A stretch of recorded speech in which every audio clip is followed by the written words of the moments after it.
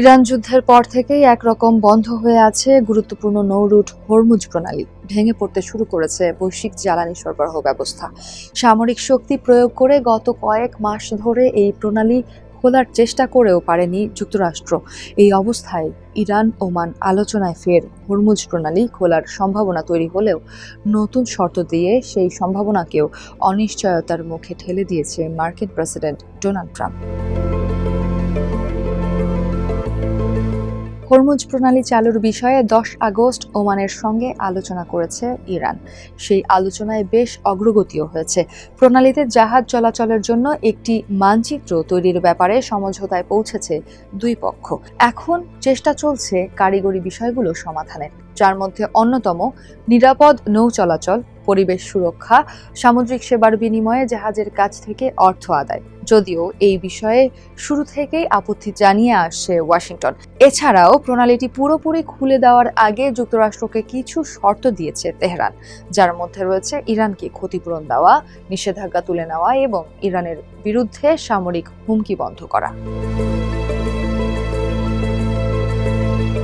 ইরানের এসব শর্তে তেলে বেগুনে জ্বলে উঠেছে ট্রাম্প। ইরানকে এক গাদা শর্ত দিয়েছেন তিনি।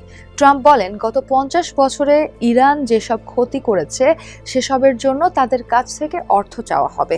এর মধ্যে ইরানে বেসামরিক বিক্ষোভকারী এবং মধ্যপ্রাচ্যে নিহত মার্কিন সেনাদের মৃত্যুর ক্ষতিপূরণও থাকবে। অর্থাৎ কোনো ক্ষতিপূরণের প্রয়োজন হলে সেই অর্থ ইরানকেই পরিশোধ করতে হবে। এছাড়া 2000 সালে ইয়েমেনে মার্কিন নৌবাহিনীর জাহাজে হামলায় নিহত 17 নাবিকের ক্ষতিপূরণের দাবি করেছেন তিনি। সেই সঙ্গে ক্ষতিপূরণ দাবি করেছেন লেবানন, সিরিয়া, ইয়েমেন ও গাজায় মৃত্যুর এবং ক্ষয়ক্ষতির। নতুন করে ট্রাম্পের দেওয়া এসব শর্তই হরমুজ প্রণালী ঘিরে ফের অনিশ্চয়তা তৈরি করেছে। এর প্রভাব পড়েছে তেলের বাজারেও। 10 আগস্ট তেলের দাম নতুন করে প্রায় 5% বেড়েছে। ইরান যুদ্ধ শুরুর পর থেকেই অস্থির বৈশ্বিক জ্বালানির বাজার। মূল্যস্ফীতিও বাড়ছে, যার প্রভাব পড়েছে মার্কিনীদের জীবনেও। এখন আর যুদ্ধ চাচ্ছেন না মার্কিনীরা। ধস নেমেছে ট্রাম্পের জনপ্রিয়তাতেও। আসন্ন নভেম্বরের মধ্যবর্তী নির্বাচনের আগে অভ্যন্তরীণ চাপে রয়েছেন মার্কিন প্রেসিডেন্ট। হার এড়াতে যে কোনো মূল্যে জ্বালানি বাজারের স্থিতিশীলতা ফেরাতে হবে তাকে। খুলে দিতে হবে হরমুজ প্রণালী।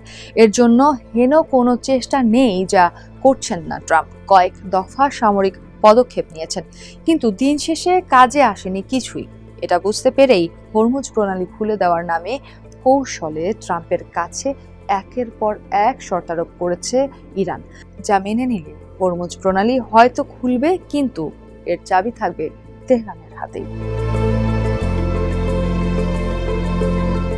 একদিকে ওমানের মধ্যস্থতায় হরমুজে নৌ চলাচলের পথ খোলার আলোচনা চলছে, অন্যদিকে ইরানকে এক গাদা শর্ত দিচ্ছেন ট্রাম্প।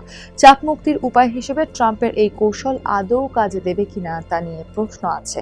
কারণ ইরান বেশ ভালোভাবেই বুঝেছে তাদের শর্ত মেনে নেওয়া ছাড়া ট্রাম্পের সামনে এই মুহূর্তে খুব ভালো বিকল্প নেই।